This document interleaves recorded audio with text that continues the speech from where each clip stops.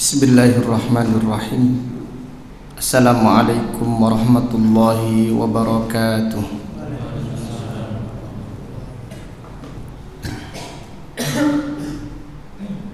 Innal hamdalillah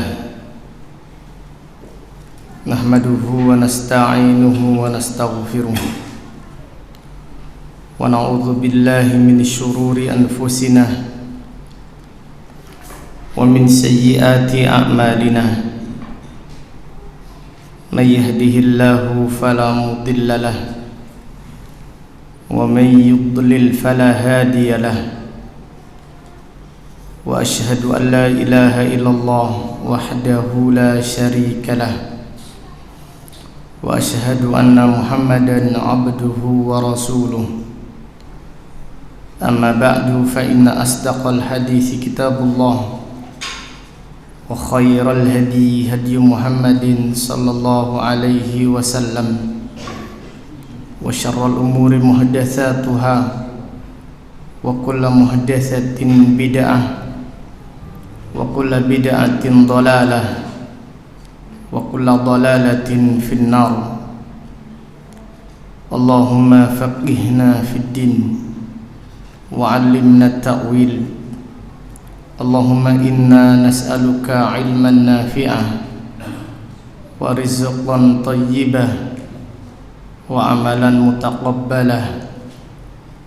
Allahumma inna na'udzubika min ilmin la yanfa' wa min qalbin la yakhsha' wa min nafsin la tashba' wa min da'watin la yustajabu laha. Alhamdulillah, segala puji dan syukur hanya milik Allah Subhanahu wa ta'ala yang memudahkan kita untuk bertemu dan juga memudahkan kita beramal di 10 hari pertama dari bulan Dzulhijjah ditambah dengan hari tasyrik. Kita berdoa semoga amal ibadah yang kita kerjakan diterima di sisi Allah Ta'ala. Amin ya rabbal alamin. Dan juga kita memohon ampunan kepada Allah jika pada hari-hari tersebut kita melakukan kesalahan atau kita melakukan perbuatan dosa. Semoga Allah Subhanahu wa ta'ala mengampuni dosa-dosa kita semuanya. Dan juga kita berdoa semoga 10 hari pertama dari bulan Dzulhijjah tahun ini bukan 10 yang terakhir bagi kita. Dan semoga Allah mempertemukan kita kembali dengan hari-hari yang mulia, dengan bulan Ramadan, dengan 10 pertama dari bulan Dzulhijjah dalam keadaan iman, dalam keadaan takwa, dalam keadaan sehat walafiat. Amin ya rabbal alamin. Pada malam ini, malam Senin tanggal 14 bulan Dzulhijjah tahun 1444 Hijriyah, kita melanjutkan kembali kajian tafsir Al-Quran dari kitab ringkasan tafsir Al-Imam Ibni Katsir rahimahullah. Dan pada kesempatan yang berbahagia ini kita akan mengkaji tafsir surat Al-A'raf ayat 103 sampai dengan ayat 108. Surat Al-A'raf ayat 103 sampai dengan ayat 108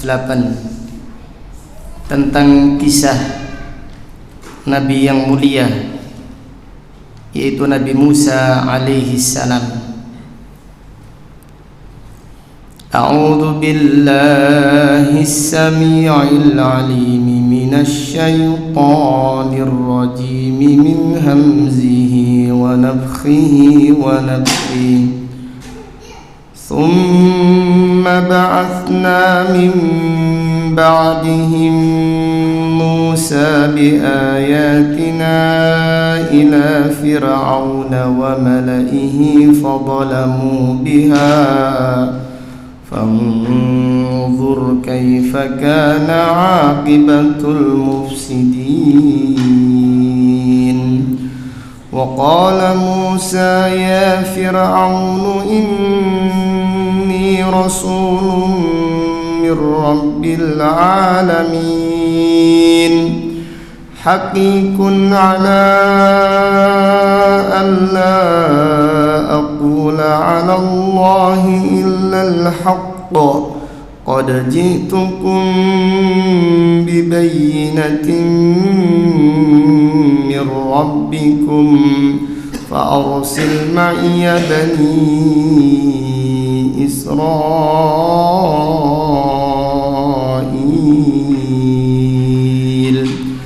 قال إن كنت جئت بآية فأت بها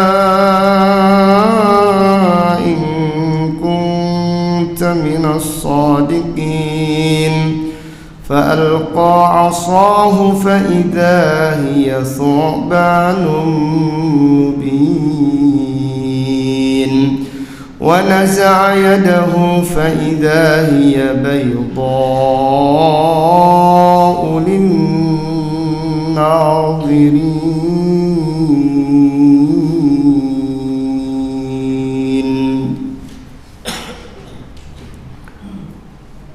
Allah Ta'ala berfirman, Thumma ba'athna min ba'dihim, kemudian kami mengutus setelah mereka, yaitu setelah para nabi dan para rasul,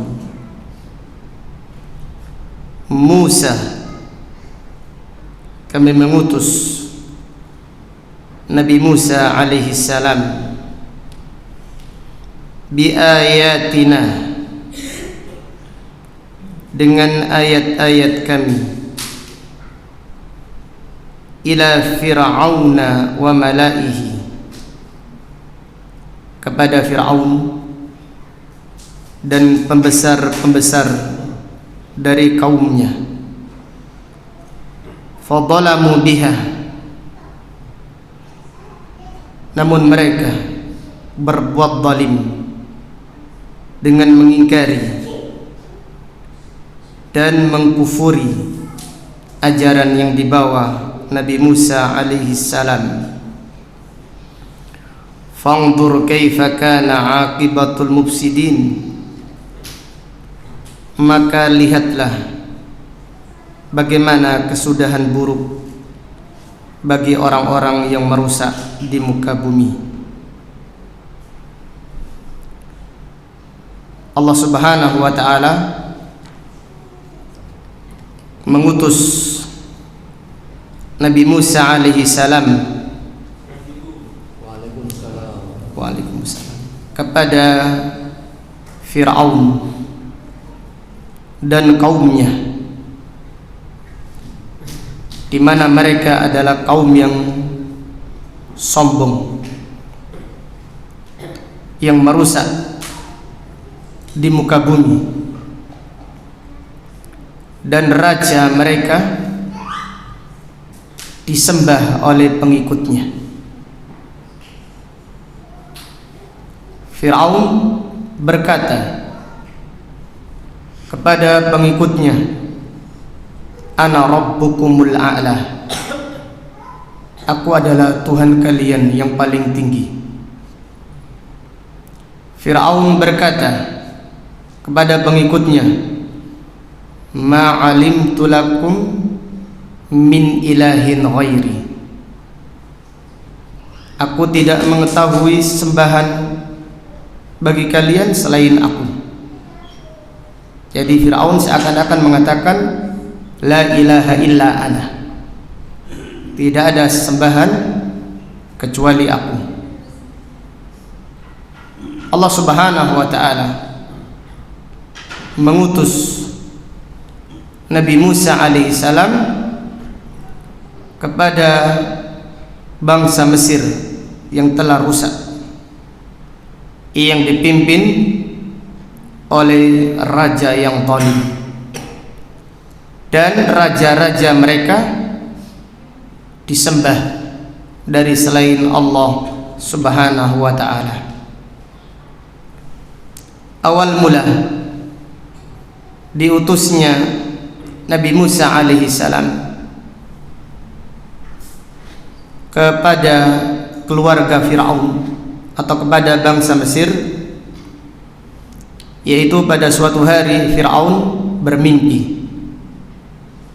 Pada suatu hari Fir'aun bermimpi bahwasannya ada api yang membakar semua rumah-rumah penduduk Mesir kecuali rumah-rumah Bani Israel. Dan Bani Israel sudah tinggal di Mesir semenjak zaman Nabi Yusuf alaihissalam. Jadi kisah Bani Israel tinggal di Mesir kembali kepada zaman Nabi Yusuf alaihissalam. Jadi api tersebut membakar semua rumah-rumah penduduk Mesir yang asli dari keluarga Fir'aun, kecuali rumah-rumah Bani Israel. Kemudian Fir'aun bertanya kepada tukang sihir untuk mentawilkan mimpinya. Maka tukang sihir mentawilkan bahwasannya ada seorang bayi dari Bani Israel yang akan mengalahkan kerajaan Fir'aun.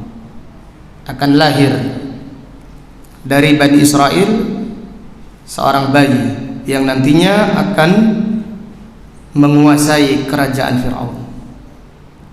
Setelah itu Fir'aun dengan kesombongannya dan dengan kezalimannya memerintahkan kepada pasukannya untuk membunuh semua bayi Bani Israel yang laki-laki. Jadi Bani Israel apabila ada di antara mereka yang hamil dinanti oleh pasukannya Fir'aun, dan apabila bayi yang lahir adalah laki-laki maka mereka pun langsung menyembelihnya tanpa belas kasihan. Dan kejadian ini berlangsung bertahun-tahun, bahkan puluhan tahun, sehingga menteri-menteri Fir'aun mengusulkan kepada Fir'aun, apabila setiap bayi laki-laki dari Bani Israel dibantai, maka tidak ada pekerja lagi. Kita yang akan kesusahan mengurus urusan pekerjaan yang berat, karena mereka memperbudak Bani Israel. Jadi Bani Israel itu budaknya Fir'aun, diperbudak, ditindas, dizalimi. Maka setelah kejadian ini terjadi bertahun-tahun, akhirnya menteri-menterinya Fir'aun mengusulkan, kalau peristiwa ini terus dibiarkan, maka pekerja-pekerja berat akan dilakukan oleh keluarga Fir'aun sendiri, dan mereka adalah keluarga raja, otomatis tidak mau melakukan pekerjaan-pekerjaan yang berat. Sehingga pada akhirnya disepakati 1 tahun terjadi pembantaian, 1 tahun berikutnya yaitu tahun yang aman. Allah Subhanahu wa taala Maha berkuasa atas segala sesuatu.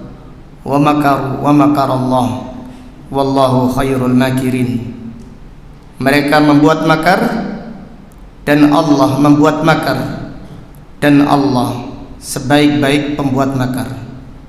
Nabi Harun alaihissalam, kakaknya Nabi Musa, lahir di tahun yang aman dari pembantaian. Jadi Nabi Harun alaihissalam, kakaknya Nabi Musa, lahir di tahun yang aman dari penyembelihan bayi, sehingga Harun hidup tumbuh menjadi anak dalam keadaan aman. Adapun Nabi Musa alaihissalam lahir di tahun penyembelihan bayi Bani Israel. Ibunya ini khawatir. Jadi saking takutnya ibu Bani Israel ketika itu, daripada anaknya dibunuh oleh pasukannya Fir'aun, mereka membunuh anak-anak mereka sendiri. Jadi ibunya Nabi Musa ini khawatir apa yang terjadi pada anaknya, karena anaknya ini lahir di tahun pembantaian. Sampai-sampai ibunya Nabi Musa berpikir ingin menghabisi Nabi Musa alaihissalam supaya tidak dibantai oleh pasukannya Fir'aun. Kemudian Allah Subhanahu wa taala mengilhamkan kepada ibunya Nabi Musa untuk tenang, untuk tetap menyusui anaknya supaya tidak khawatir. Apabila kekhawatirannya semakin kuat, fa'alqihi fil yammi wala takhafi wala tahzani inna radduhu ilaiki wa ja'iluhu minal mursalin. Jangan mengkhawatirkan Musa alaihissalam, jangan mencemaskan dia. Kami akan mengembalikan kepadamu dan kami akan mengangkatnya menjadi seorang rasul. Kemudian Allah Subhanahu wa taala mengilhamkan supaya Nabi Musa diletakkan di sebuah peti. Kemudian petinya dialirkan ke sungai Nil. Tiba-tiba peti tersebut berhenti di depan istananya Fir'aun. Fa asbagha fuadu ummi Musa farigha. Hatinya ibunya Nabi Musa itu kosong, hanya memikirkan Nabi Musa alaihissalam. Kemudian peti tersebut diambil oleh pasukannya Fir'aun. Setelah dibuka, ternyata ada isi bayi, dan mereka mengetahui ini adalah bayinya Bani Israel. Kemudian ketika mereka hendak menyembelihnya, tiba-tiba istrinya Fir'aun berteriak kepada mereka supaya jangan menyembelih bayi tersebut. Dan tatkala istrinya Fir'aun melihat bayi tersebut, maka istrinya Fir'aun langsung mengaguminya, langsung mencintainya. Siapa namanya istrinya Fir'aun? Asia bintu Muzahim.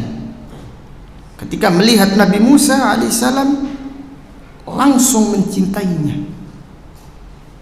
Asia berkata kepada Fir'aun, Asia berkata, qurratu ainin li walad la taqtuluhu asa an yanfa'ana aw nattakhidahu walada.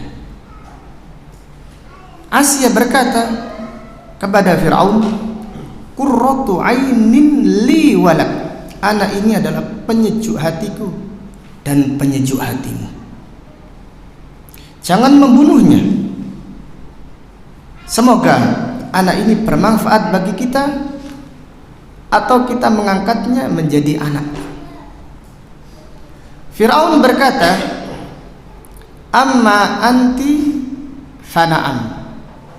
Adapun anak ini penyejuk hatimu, iya. Wa amma ana fala. Adapun aku tidak. Hati-hati, subhanallah. Orang itu diijabahi oleh Allah sesuai ucapannya. Jadi hati-hati berucap. Seseorang itu diijabahi oleh Allah sesuai ucapannya.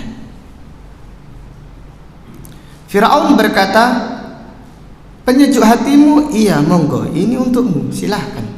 Adapun aku tidak. Nabi SAW mengomentari ucapannya Firaun. Sekiranya Firaun mengatakan iya, Allah akan memberi petunjuk kepada Firaun seperti Allah memberi petunjuk kepada istrinya. Apabila Firaun menjawab ucapan istrinya, iya, anak ini penyejuk hatiku dan hatimu. Allah berfirman di dalam Al-Quran, menceritakan kisah ucapannya istri Firaun, qurratu ainin li walad. Hai Firaun, wahai suamiku, anak ini penyejuk hatiku dan hatimu. Nabi SAW mengkisahkan Firaun menjawab dengan keangkuhannya dan kesombongannya, adapun penyejuk hatimu, iya. Adapun penyejuk hatiku, tidak. Aku tidak butuh penyejuk hati dari bayi ini. Nabi SAW mengomentari ucapannya Firaun. Sekiranya Firaun law qala na'am, kalau Firaun berkata iya, anak ini juga penyejuk hatiku, lahadallahu Firaun kama hada imra'atahu. Niscaya Allah akan memberi petunjuk kepada Firaun sebagaimana Allah memberi petunjuk kepada siapa? Istrinya. Jadi hati-hati. Ucapan itu mengandung apa? Doa. Jangan mengucapkan tentang diri kita dan keluarga kita kecuali yang baik saja. Karena seseorang itu akan diijabahi oleh Allah sesuai dengan apa? Ucapannya. Kemudian Nabi Musa alaihissalam di saat masih kecil, baru bisa berjalan atau baru belajar berjalan, ketika Firaun berada di istananya, di depan menteri-menterinya, tiba-tiba Nabi Musa alaihissalam yang masih kecil datang menarik jenggotnya Firaun. Jadi Firaun itu jenggotan ternyata. Iya. Jadi ditarik jenggotnya, langsung ditempeling kepalanya. Kemudian menteri-menterinya Firaun berkata, Firaun, tonton, masih kecil aja sudah seperti ini perlakuannya terhadapmu. Maka Firaun berkata kepada pasukannya, wahai pasukan, bunuhlah anak ini, lenyapkan dari pandanganku. Lagi-lagi istrinya datang. Istrinya memohon kepada Firaun, wahai Firaun, jangan bunuh anak ini, tidak paham. Kalau tidak percaya, mari kita buktikan. Mari kita buktikan. Kasih anak ini kue atau korma dan satunya bara. Jadi supaya Firaun ini lega hatinya, agar Nabi Musa ini tidak dibunuh, maka istrinya meminta, ayo, anak ini tidak ngerti, tidak ada maksud untuk memukulmu, tidak ada niatan. Maka istrinya meminta supaya didatangkan bara api dan juga korma atau kue. Nabi Musa alaihissalam yang masih kecil ketika disuruh memilih antara bara api dan kurma, milih kurma. Tapi tampil malaikat Jibril, maka Nabi Musa memakan bara api, sehingga Nabi Musa alaihissalam agak pelat.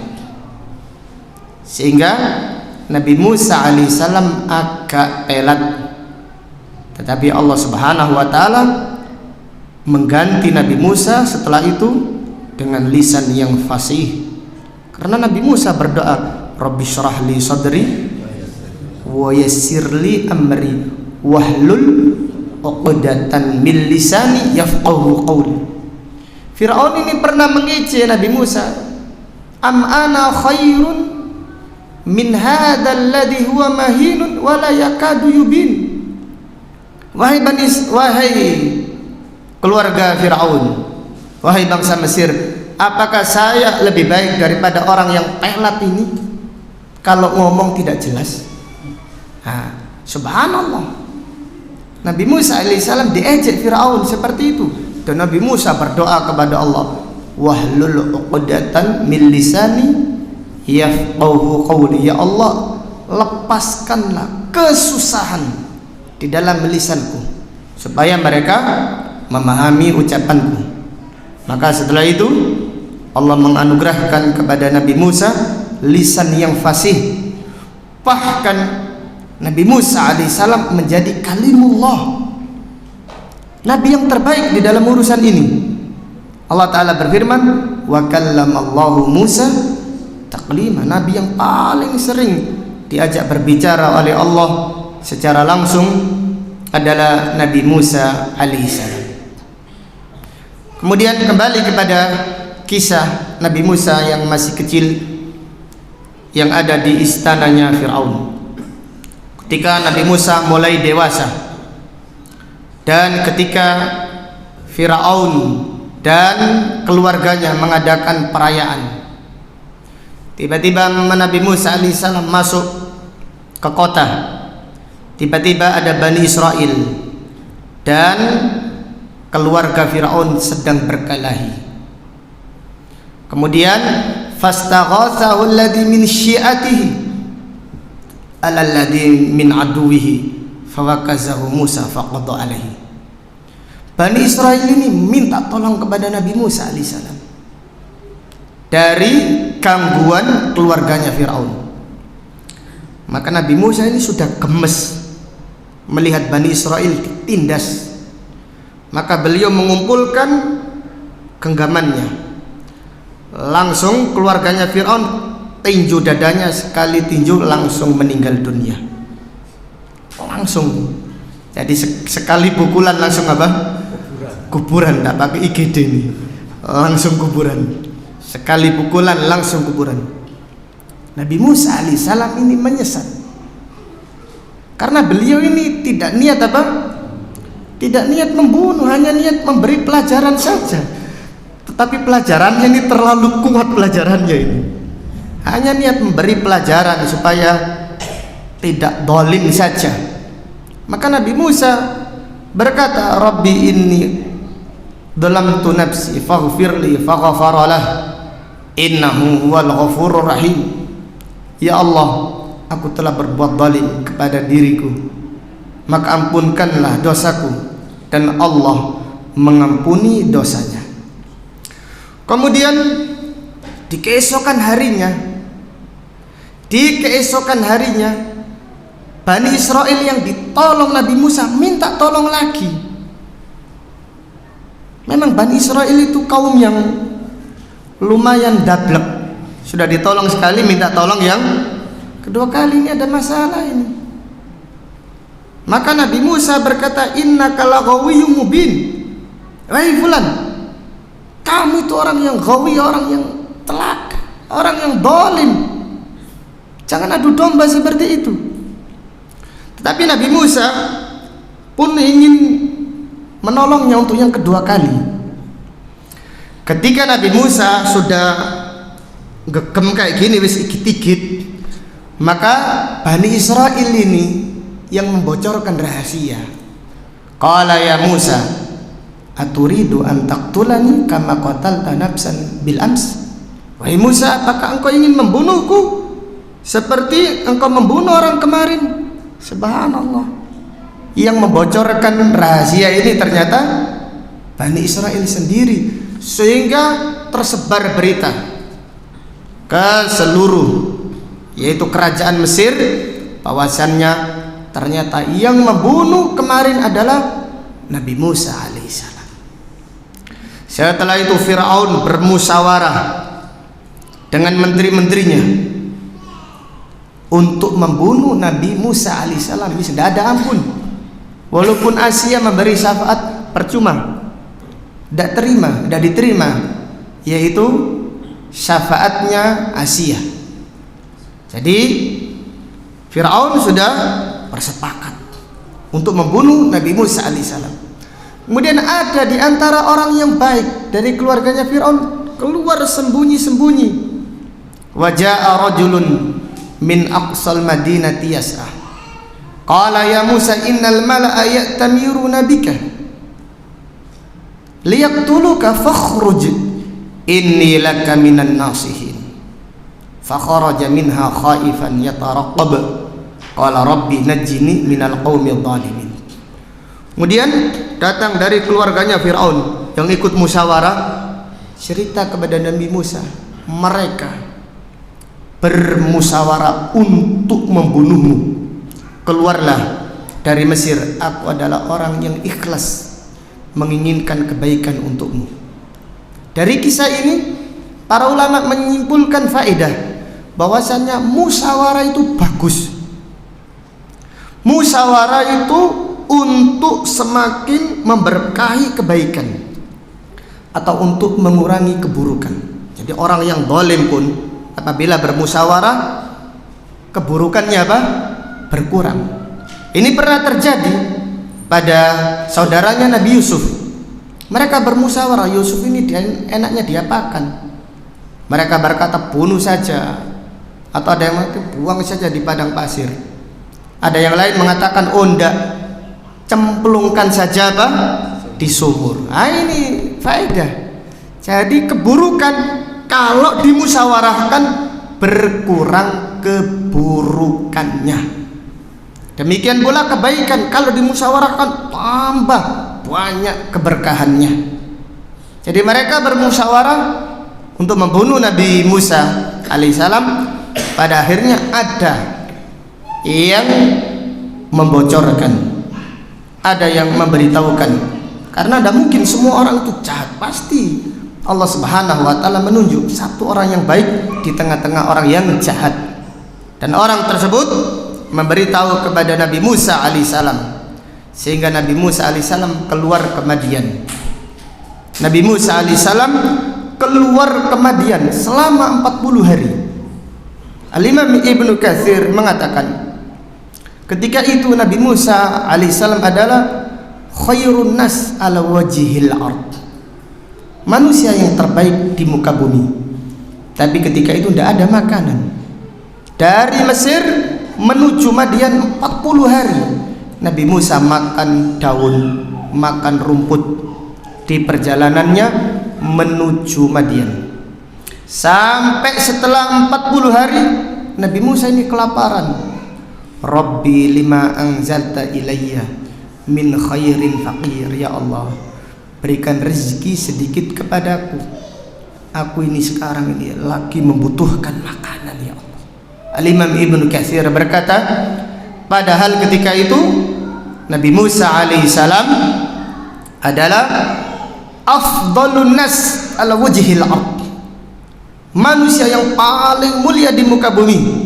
Tapi demikian cobaan yang dialami oleh Nabi Musa alaihissalam, yang sebelumnya hidup dengan kemewahan, semuanya ada, tapi di perjalanannya menuju, yaitu menuju Madian, tidak ada yang dimakan karena dia lari dari kejaran Firaun dan tentara-tentaranya.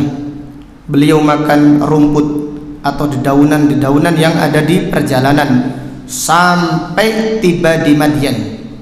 Kemudian Nabi Musa alaihissalam bertemu dengan dua orang wanita yang antrian untuk memberi air kambing-kambing yang dikembalakannya. Pada akhirnya Nabi Musa alaihissalam dinikahkan oleh orang tua dua perempuan tersebut dengan salah satu anaknya.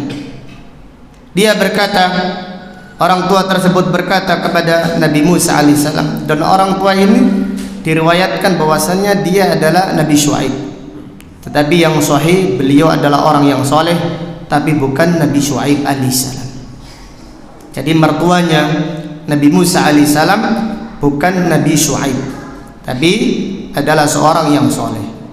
Mertuanya Nabi Musa berkata, qala inni uridu an unkihaka ihda ibnatayya hataini ala an ta'jurani thamaniya hijaj fa in atmamta ashran famin indik wa ma uridu an asyqa alaik satajiduni insyaallahu minas solihin. Wahai Musa, aku ingin menikahkan salah satu putriku kepadamu dengan syarat engkau mengembala kambing milikku selama 8 tahun.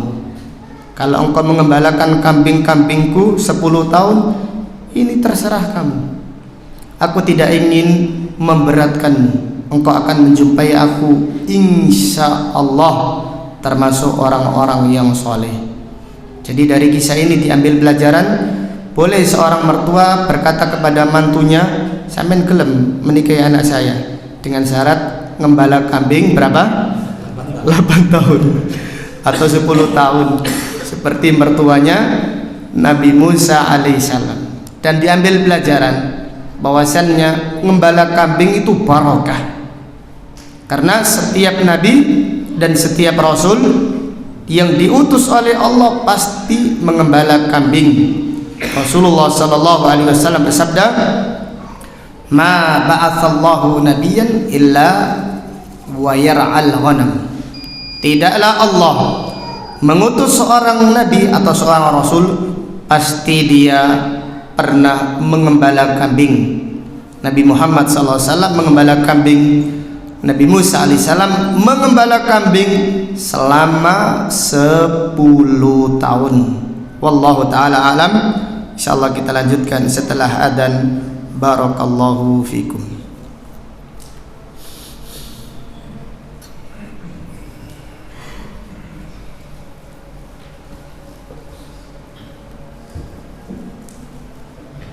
Allahu Akbar, Allahu Akbar,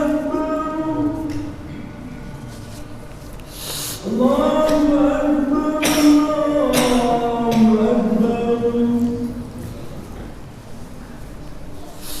Asyhadu an la ilaha illallah, asyhadu an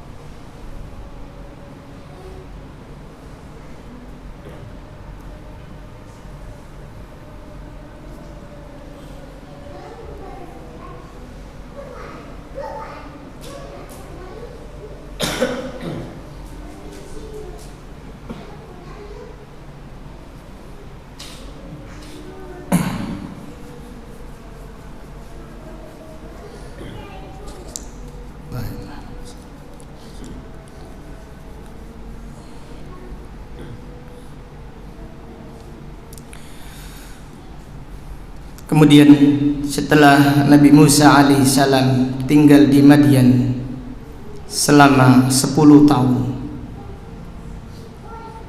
Nabi Musa pun kangen dengan keluarganya yang ada di Mesir.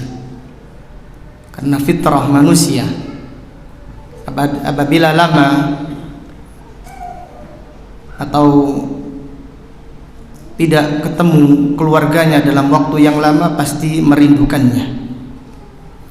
Sehingga Nabi Musa alaihissalam mengajak istrinya pulang ke Mesir. Nabi Musa berharap Fir'aun dan pasukannya sudah melupakan peristiwa yang telah lalu. Maka Nabi Musa pun tekad untuk kembali ke Mesir. Kemudian di tengah-tengah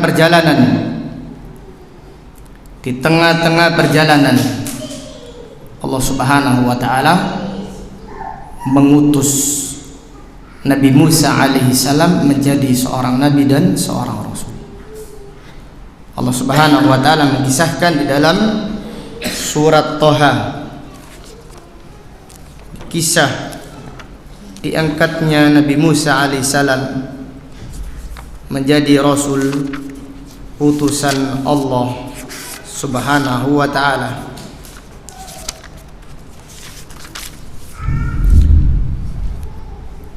Surat Thaha ayat 9, Allah Ta'ala berfirman, wa hal ataka hadithu Musa, apakah telah sampai kepadamu kisah tentang Nabi Musa alaihissalam? Idra'a naran faqala li ahlihim kuthu inni anastu nara la'alli atikum minha biqabasin aw ajidu 'alan nari huda. Tatkala Nabi Musa melihat api, dia berkata kepada istrinya, tetaplah di tempatmu, sesungguhnya aku melihat api, semoga aku datang membawa yaitu obor darinya, atau aku mendapatkan petunjuk jalan dari api tersebut. Karena ketika itu musim dingin, otomatis seseorang perlu api untuk menghangatkan badannya. Falamma ataha nudiya ya Musa, tatkala Nabi Musa mendatangi api tersebut, tiba-tiba dipanggil, ya Musa, wahai Musa, inni ana rabbuka fakhla'na alaik innaka bilwadil muqaddasi tuwa. Wahai Musa, sesungguhnya aku adalah Rabbmu, fakhla'na alaik, lepaskan kedua sandalmu, innaka bilwadil muqaddasi tuwa, sesungguhnya engkau berada di lembah yang suci, yaitu di lembah Tuwa. Wa ana akhtartuka fastami' lima yuha, dan aku memilihmu, mensucikanmu menjadi seorang nabi. Fastami' lima yuha, maka dengarkanlah wahyu yang aku sampaikan kepadamu. Innani anallahu la ilaha illa ana fa'budni wa aqimis salata li dzikri.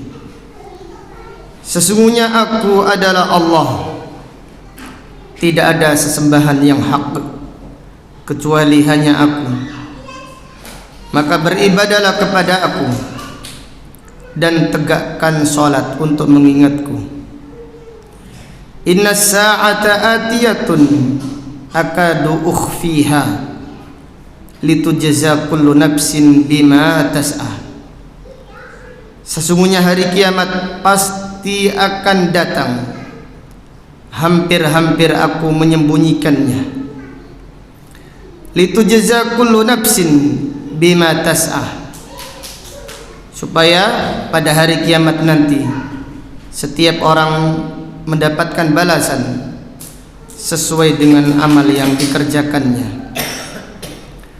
Fala yasuddannaka anha man la yu'minu biha wattaba'a hawahu fatardah.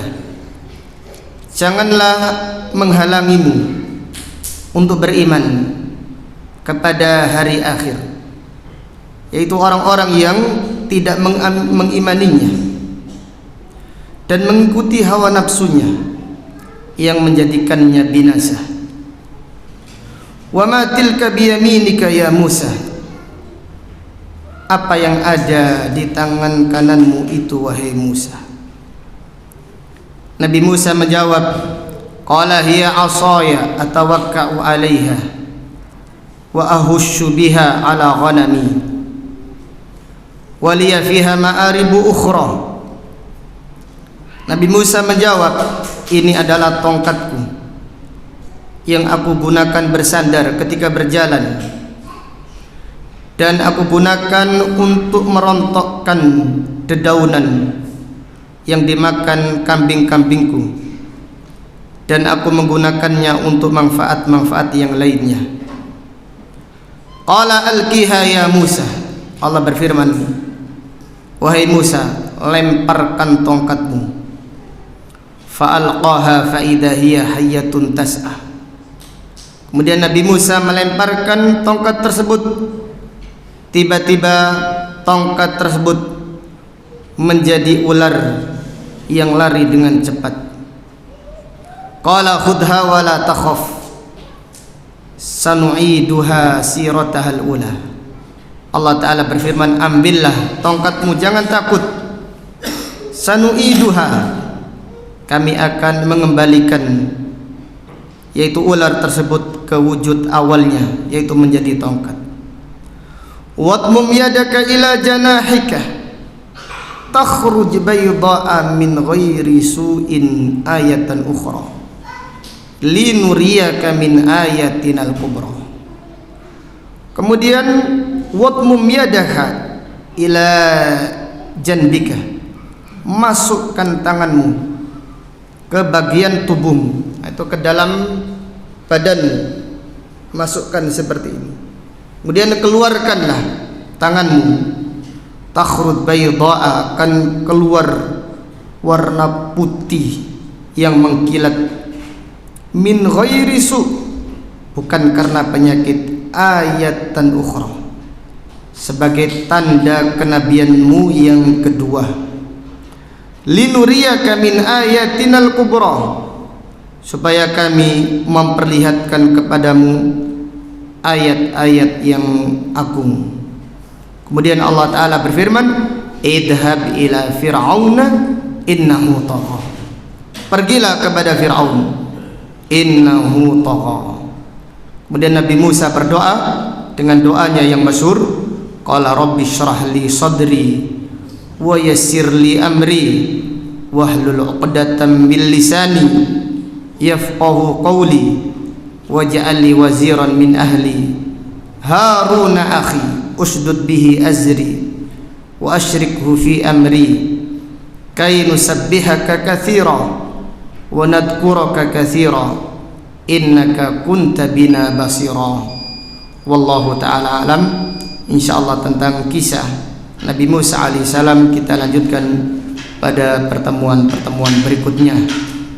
Allahumma qsim lana min khasyiatika ma tahulu bihi bainana wa baina ma'asik, wa min ta'atika ma tuballighuna bihi jannatak, wa min al-yaqini ma tuhawwinu bihi alaina masa'ibad dunya.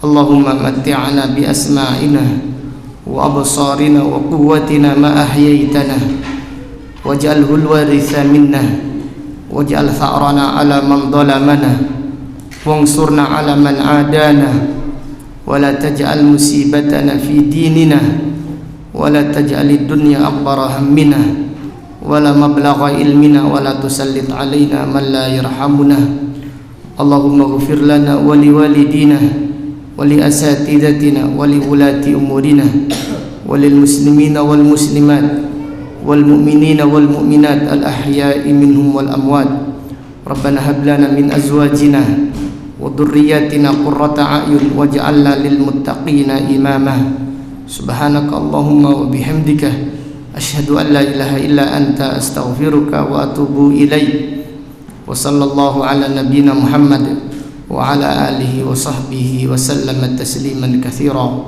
والحمد لله رب العالمين. Assalamualaikum warahmatullahi wabarakatuh.